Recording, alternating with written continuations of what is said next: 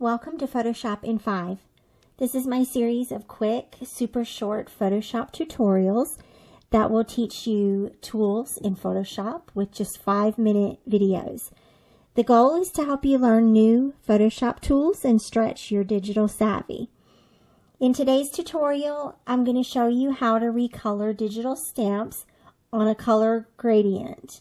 I used this one recently for a December daily layout.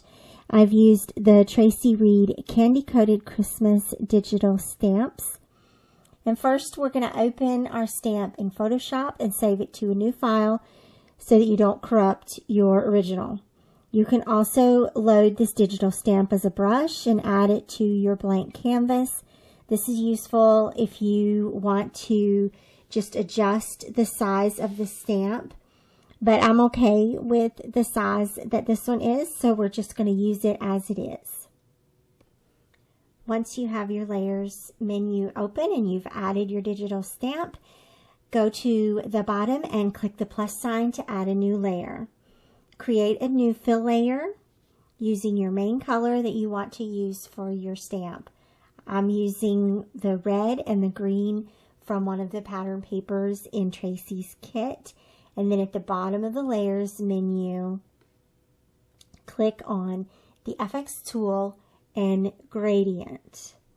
This will allow you to select the style and look of your gradient. You can play around in here.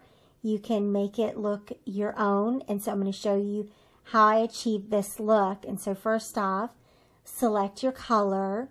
We want a full opacity on this one. And then we're going to go into this gradient box. When you click into that gradient box, it will bring up a box. Lots of boxes here. It'll bring up your second box here with the slider bar. And so for the slider bar, that's where you're going to add your two colors that you want to use as a gradient. So we're going to pick the red first because we already have that in our color selector tool. And then go back and grab your green. You can also put your colors into a layer palette and do it that way. But this was just easy enough because I had a pattern paper here that was already preset.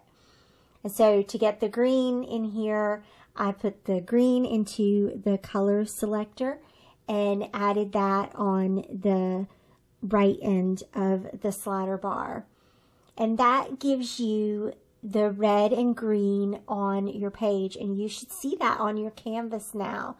And now what you can do is go in and play around with how you want that to look. There's a couple of different options.